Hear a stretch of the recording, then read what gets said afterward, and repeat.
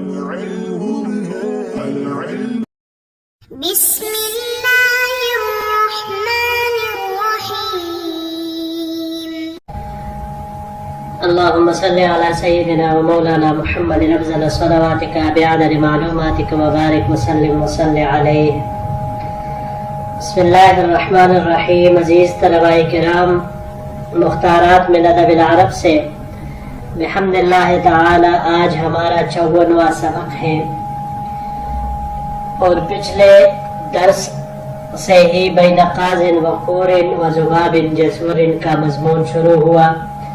اب یہ اس کا آج دوسرا درس پیش خدمت ہے، تو بڑھتے ہیں اپنے سبق کی طرف.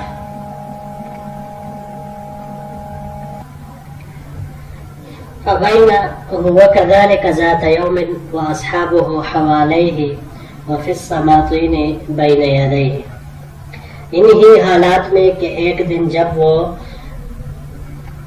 اس کے اصحاب اس کے گرد دو صفوں میں اس کے سامنے جماعتیں بیٹھے ہوئے تھے. سقط على انفه ذباب، ایک مکھی اس کے ناک پر بیٹھ گئی. فاطال المکث، وہ کافی دیر تک بیٹھی رہی. ثم تحول الى موقع عینیہ، پھر وہ اس کے گوشے چشم کی طرف منتقل ہوئی. فرام الصبر على سقوطه على الموقع، قاضی نے مکی کے گوشے چشم پر بیٹھنے پر صبر کا ارادہ کیا. وصبر على عزته ونفاذ خرطومه، اور اس نے مکی کے کاٹنے اور اس کے سونڈ کو اندر داخل کرنے پر صبر کیا. کما رام الصبر على سقوطه على انفه، جیسے اس نے ناک پر بیٹھنے پر صبر کیا تھا. من غیر ان يحرك ارنبته او يعزن وجهه او يذب باصبعه، اس نے اپنی ناک کو نہ ایک جانب حرکت دی اور نہ اپنے چہرے پر شکن ڈالی اور نہ ہی اس کو اپنی انگلی سے دور کیا. فلما طال ذلك عليه من الذباب، پس جب مکی کافی دیر تک وہاں بیٹھی رہی. وشغله واوجعه واحرقه، اور اس نے قاضی کو مصروف رکھا، اسے درد دیا اور اسے سخت تکلیف پہنچائی. احرقہ کا معنی ویسے تو جلانا آتا ہے، لیکن یہاں مراد سخت تکلیف دینا ہے. وقصد الى مکان لا يحتمل التغافل، تو اس نے ایسی جگہ کا ارادہ کیا کہ جس سے غفلت برتنے کا احتمال تک نہیں ہو سکتا تھا. جی یہاں پر مختلف الفاظ ہیں. پہلا اس میں سے موق یہ مصدر ہے، گوشہ چشم کو کہا جاتا ہے، اور اس کی جمع امواق آتی ہے. امواق یہ باب نصارہ سے یہاں پر استعمال ہوا ہے. موقن اور موقن دونوں طرح کے مصادر اس کے ممکن ہے. اس کے علاوہ مواقعتن بھی آتا ہے، ہلاک ہونے کے معنی میں، بے وقوف ہونے کے معنی میں یہ آتا ہے. اس کے علاوہ باب تفاعل سے تماوقن جب ہم لے تو حماقت ظاہر کرنے کے معنی میں یہ آتا ہے. اگلا لفظ ہے فرامہ. روامہ سے ہے، یہاں پر باب نصارہ سے استعمال ہوا ہے. رومن یا مرامن ارادہ کرنے کے معنی میں آتا ہے، اور اس کو جب ہم باب تفاعل سے استعمال کریں ترومن جب آ جائے تو استہزاء کرنا، مسخرہ کرنا، اس معنی میں پھر یہ آئے گا. باب تفعیل سے ترویمن خواہش دلانے، ٹہلنے کے معنی میں یہ آتا ہے. جی اگلا لفظ ہے وصبر علی غزته غزہ یغز غزہ و غزیزن، باب سمع سے دانت سے پکڑنے کے معنی میں آتا ہے. وعضوا علیہا بالنواجز جیسے آیا ہے استعمال ہوا ہے. تو اس معنی میں یہ آتا ہے. باب افعال سے اعزازا دانتوں سے کاٹنے کے معنی میں یہ آتا ہے. اغزز یغزز اغزازا. اور باب تفعیل سے تغزیزا بہت کاٹنے کے معنی میں یہ آتا ہے. خرطوم اگلا لفظ خرطوم. خرطوم کہا جاتا ہے سونڈ کو، سونڈ، اور یا اس چیز پر بھی خرطوم کا اطلاق ہوتا ہے کہ جو شراب جلدی انسان کو مدہوش کر دیتی ہے، یعنی جو جلدی نشہ دلائے، اس ایسی شراب کو بھی خرطوم کہا جاتا ہے. اس کی جمع خراتیم آتی ہے. باب ضربہ سے خرط یخرط خرطا یہ ہموار کرنے کے معنی میں بھی آتا ہے، اور ہاتھ سے پتے جاڑنے کے معنی میں بھی آتا ہے. اور یہی خرطا باب نصارہ سے بھی اسی معنی میں ہموار کرنے کے معنی میں آتا ہے. اس کے علاوہ یہ باب استفعال سے استعمال ہوا ہے. باب استفعال سے استخراطا، استخراطا پھوٹ پھوٹ کر رونے کو کہا جاتا ہے.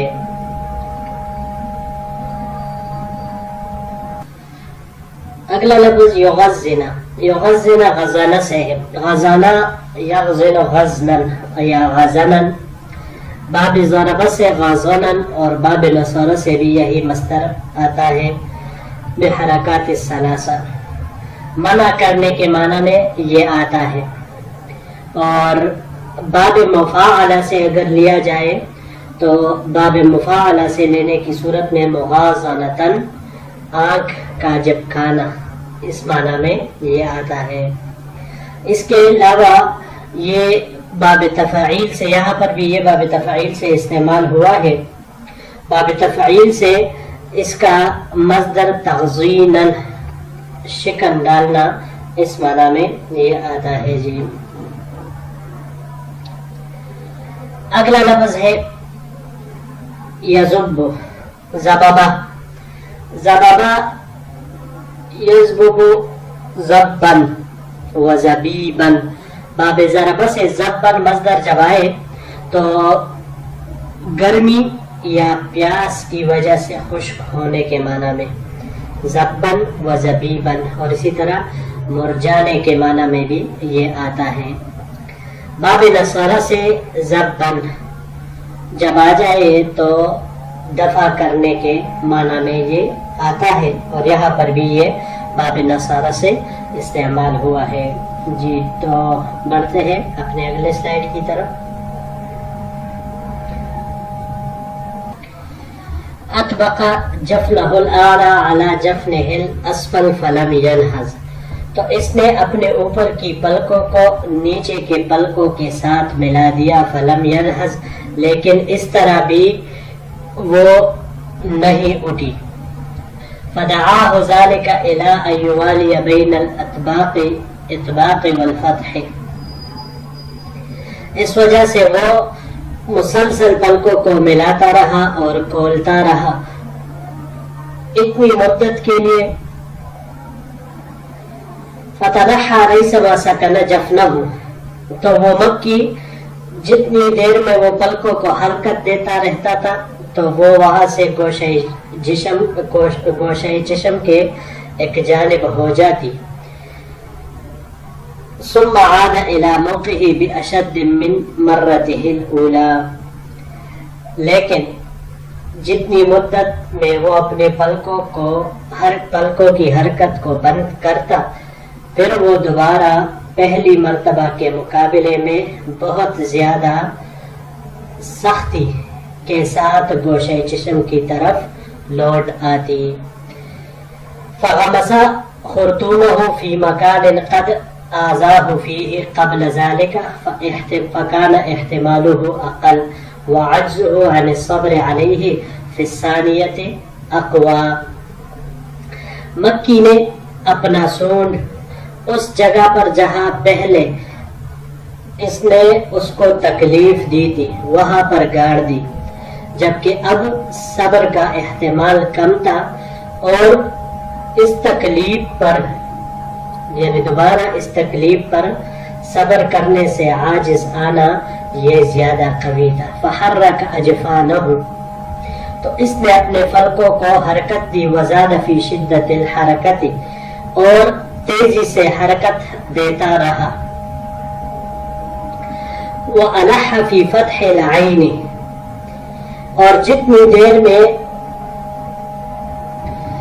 وَأَلَحَّ فِي فَتْحِ الْعَيْنِ وَفِي تَتَابُعِ الْفَتْحِ وَالْإِطْبَاقِ فَتَنَحَّى عَنْهُ بِقَدْرِ مَا سَكَنَتْ حَرَكَتُهُ، یعنی جتنی دیر میں اپنی آنکھوں کو پہ در پہ کھولنے اور بند کرنے پر اصرار کیا تو مکی اتنی دیر میں ایک جانب ہو جاتی، پھر جتنی دیر میں اس کی حرکت بند ہو جاتی، ثم عاد، پھر وہ واپس اپنی جگہ پر آ جاتی۔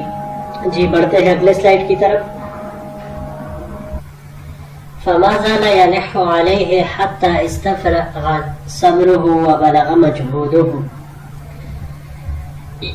تو وہ مسلسل یہی طریقہ اختیار کرتی رہی یہاں تک کہ وہ صبر اور اپنے کوشش کے بالکل آخری حد تک پہنچ گیا۔ فلم يجد بدا من ان يذب عن عينه بيده ففعل، تو اس نے اس کے علاوہ اور کوئی چارہ نہیں پایا کہ وہ اس کو اپنی ہاتھ سے دور کر دے، چنانچہ اس نے ایسا کیا۔ وعیون القوم ترمقه، اور قوم کی آنکھیں اس کو اس طرح تکنے لگی کہ گویا وہ اس کو دیکھ ہی نہیں رہی تھی، وَكَأَنَّهُمْ لَا يَرَوْنَهُ، گویا کہ وہ اس کو دیکھ ہی نہیں رہی تھی۔ فَتَنَحَّى عَنْهُ بِقَدْرِ مَا رَدَّ يَدَهُ وَسَكَنَتْ حَرَكَتُهُ، مکی پھر اتنی دیر کے لیے، اتنی مدت کے لیے اس سے ایک جانب ہٹ گئی کہ جتنی مدت میں اس نے اپنا ہاتھ واپس کیا اور اس کی حرکت ساکن ہو گئی۔ ثم عاد الى موضعه، پھر وہ دوبارہ اپنی جگہ واپس آ گئی۔ ثم الجاه الى ان ذب عن وجهه بطرف قمه، پھر اس کو مجبور کیا کہ وہ اس کو اپنے آستین کے ایک کونے سے اپنے چہرے سے دور کرے۔ ثم الجأه الى ان تابع ذلك، اور پھر اس کو مجبور کیا اس پر کہ وہ یہ فعل بار بار کرے۔ وعلم ان فعله كله بعين من حضره من امنائه وجلسائه، جبکہ وہ جانتا تھا کہ وہ یہ کام اپنے مجلس اور ان میں حاضری دینے والوں کے سامنے کر رہا ہے۔ فلما نظروا الیہ قال، تب جب انہوں نے اس کی طرف دیکھا تو اس نے کہا، اشہد ان الذباب الج من الخنفساء وازہى من الغراب، کہ میں گواہی دیتا ہوں کہ مکی گبریلا سے زیادہ دشمنی میں مداومت کرنے والی اور کوے سے زیادہ حرکت کرنے والی ہے۔ قال واستغفر، اس نے مزید کہا، واستغفر اللہ فما اکثر من اعجبته نفسه، کتنے زیادہ لوگ ہیں جن کو ان کا نفس پسند آ جائے۔ فاراد اللہ عز وجل ان يعرفه من ضعفه ما كان عنه مستورا، بس اللہ تعالیٰ ارادہ فرماتے ہیں کہ اس کی چھپی ہوئی کمزوری کو اس کے سامنے ظاہر فرما دے۔ وقد علمتم انی عند نفسی وعند الناس من ارذل الناس، اور یقیناً تم جانتے ہو کہ میں اپنے نزدیک اور لوگوں کے نزدیک سب سے زیادہ سنجیدہ ہوں۔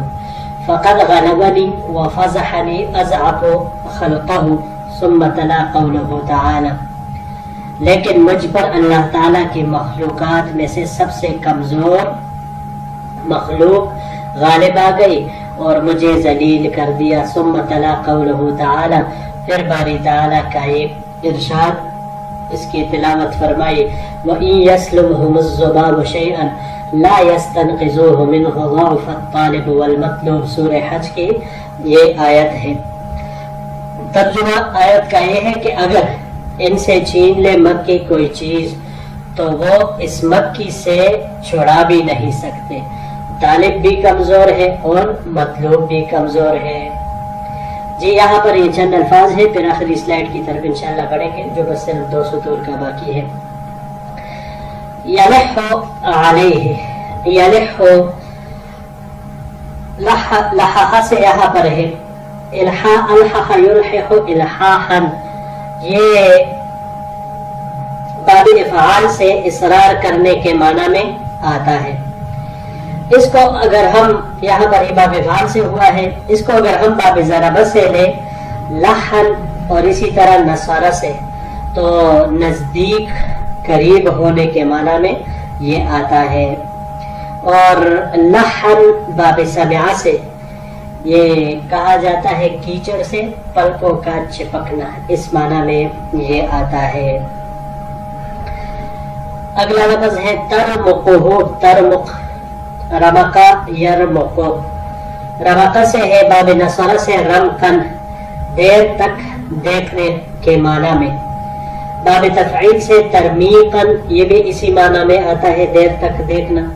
اور باب مفاعلہ سے جب اس کو لیا جائے مرامقتن، مصدر اس کا آئے گا اچھی طرح نہ کرنا، یعنی کوئی کام اچھی طرح سر انجام نہ دینا، اس معنی میں یہ آتا ہے. اگلا لفظ الخنفسا، خنفسا خنافس کی جمع ہے، جمع اس کی یہی آتی ہے. یہ اصل میں ایک سیاہ اور بدشکل سا چھوٹا سا ایک حشرات الارض ہے جس کی بہت زیادہ بدبو ہوتی ہے، تو اس کو کہا جاتا ہے. وہ ازہا، ازہا زہوہ سے ہے، زہون یہ یہاں پر نصارہ سے جب ہم اس کو لیں گے زہون زہون، پکنے کے معنی میں یہ آئے گا. اور اگر اس کو ہم لیں زہون تو پھر زہون روشن کرنے کے معنی میں بھی یہ آتا ہے. یہاں پر یہ باب افعال سے استعمال ہوا ہے، ازہاءن، تکبر کرنے کے معنی میں استعمال ہوتا ہے. اور اگر باب افتعال سے لیں ازدہاءن تو حقارت سے دیکھنے کے معنی میں یہ آتا ہے. اس کے علاوہ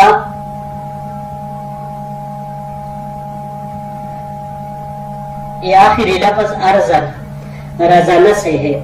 رزنہ یہ باب نصارہ سے رزنن، رزنن کہتے ہیں ہاتھ سے کسی چیز کو اٹھا کر اس کو وزن کرنا، اس معنی میں یہ آتا ہے. یہاں پر یہ باب کربہ سے استعمال ہوا ہے رزانتن کے معنی میں، سنجیدہ ہونے کے معنی میں، اور یہی معنی یہاں پر مراد ہے. باب مفاعلہ سے جب لیا جائے تو باب مفاعلہ سے لینے کی صورت میں مرازنتن، دوست ہونے کے معنی میں یہ آتا ہے.